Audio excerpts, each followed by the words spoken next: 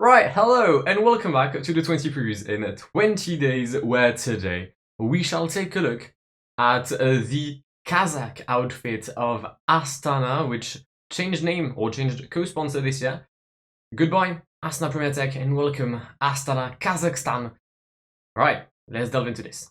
Now in 2021, Astana managed to get 13 wins, which was slightly below their tally of the previous season. However, most of their wins came from single winners. Only Izagir and Lutsenko won twice, and then we've got Aramburu, Batistella, Fedorov, Luislan Sanchez, Merawi Kudus, Omar Frale, Hugo Hull, Matias Sorero, and Alexander Vlasov, all bagging wins. Now, also, it's a bit of a fraudulent number because out of your 13 wins, I believe that at least 6 of them come from national championships. So, I mean, no offense to Merawi Kudus, but he didn't have much competition on the Tam Trial Championships of Ethiopia, or Eritrea, my apologies.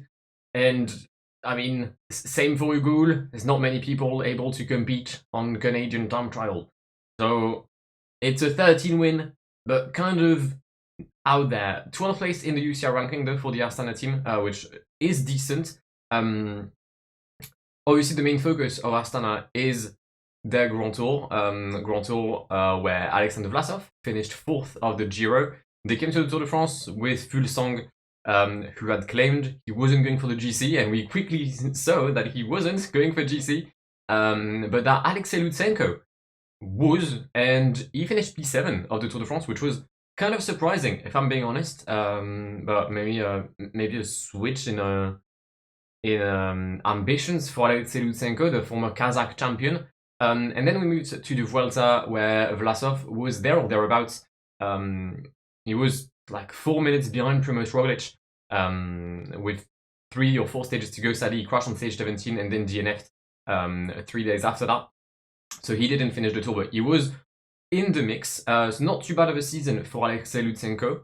For Alexander Vlasov. Decent season for Alexei Lutsenko, but we'll see what that means with the transfers. Because fuck me, there is so many names on this list. I didn't know if I'd actually have enough space to write them all. I don't even know where my face is. It's probably like bang in the middle right now, but you've got the riders leaving at there, and those arriving at there, I think. Yeah, I think so. It's probably logical.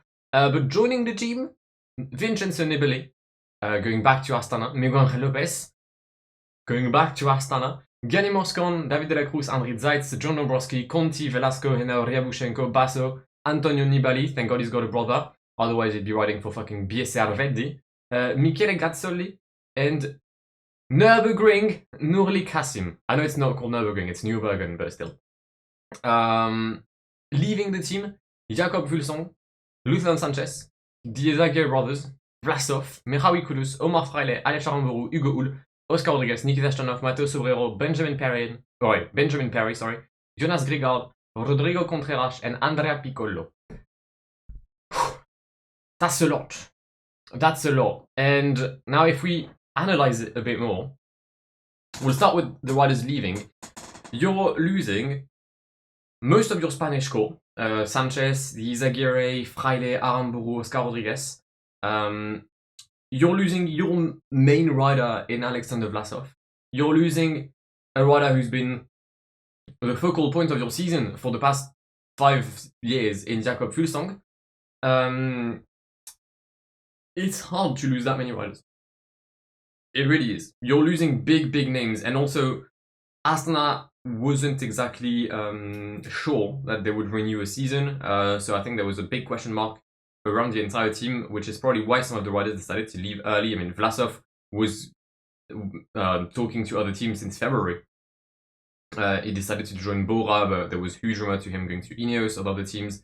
But yeah, you're losing a lot, and then you're losing a few other riders that aren't really that much of an issue. I mean, Jonas Grigard could have a decent future. Matteo Sobrero was decent on the Giro. Andrea Piccolo was like the youngest rider in your team, and you're already saying goodbye to him. But maybe that means that signing-wise, you've gotten big things. It doesn't. I mean, we'll get the obvious out of the way. you're signing a former Grand Tour winner in Vincenzo Nibali, who's there for his final season, most likely. He's about to do all 5 monuments, Giro and Tour. Is he going to win any of them? No. Will he get a stage win? I'd like to think so. I'd like to think he's going to get a stage win on the Grand Tour. Kind of like a Contador win in 2020, whenever he retired. You're then getting the comeback of Miguel Angel Lopez, Superman, back to Astana after his 1 year loan to Movistar, basically. I mean, it's good. Obviously, it's good to get Lopez. You're replacing Alexander Vlasov. But I think, am I wrong in saying that Vlasov has more chances of winning a Grand Tour than Miguel Angel Lopez? I think he has. I don't rate Miguel Angel Lopez. I just don't. That's the issue with him.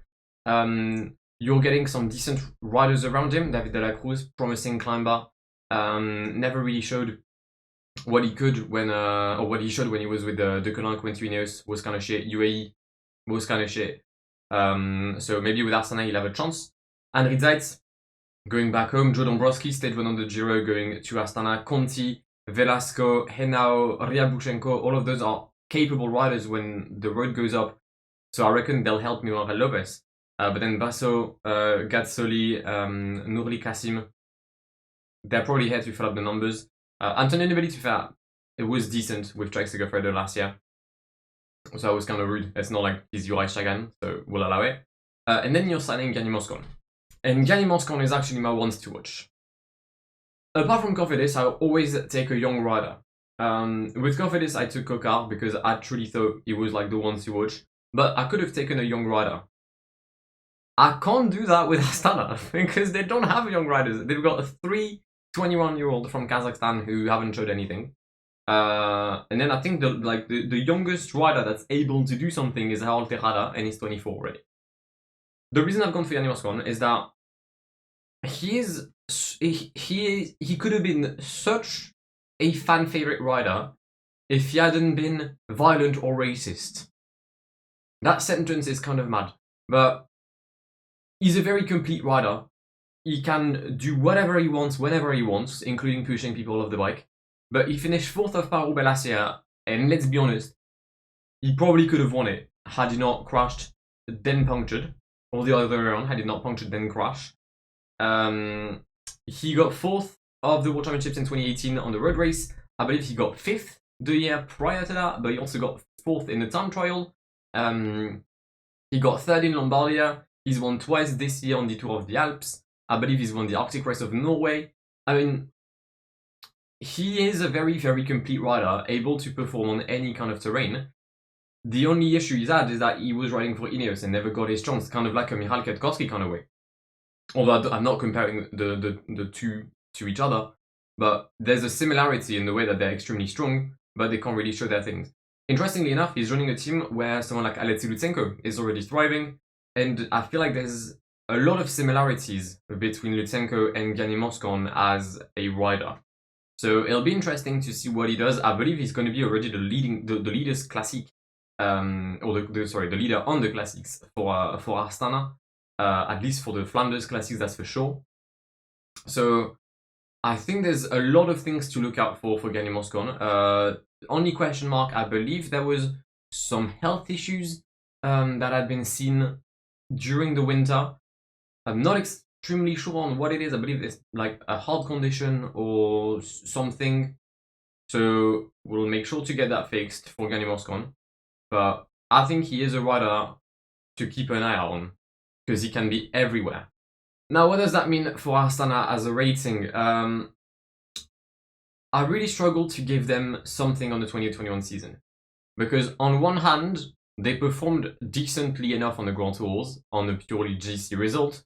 But Vlasov was like 7 minutes down in P4 on the Giro. He was 5 minutes down on Roglic with 3 stages left to go on the Vuelta before the end, I think.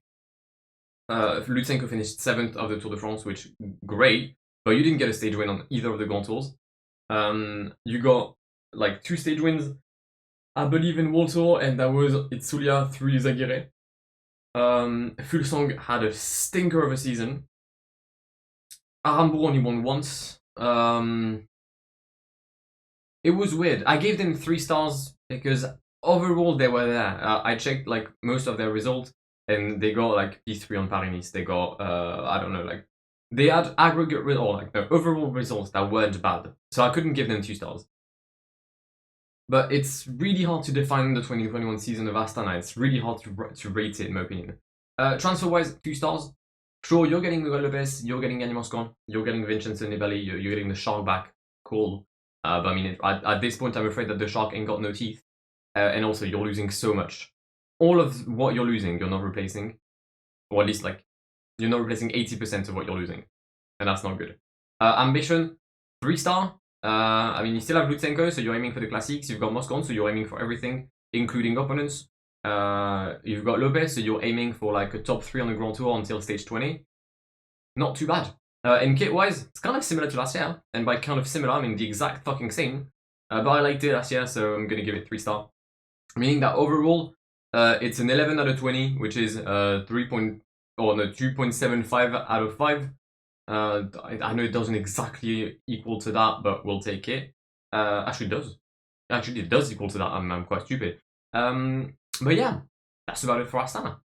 And with the Kazakh team out of the way, we shall be heading to yet another continent for tomorrow's preview. I'm still waiting on EF to release anything, but we will have a team from their country, which changed their jersey recently, and I'm not a big fan of it. And yet again, there's another like thread, because I'm pretty sure that the leader of said team may have joined Astana today. We'll see. But I will see you tomorrow for yet another preview. My name is Guillaume. Make sure to subscribe if you haven't done so already, and I'll see you tomorrow. See ya.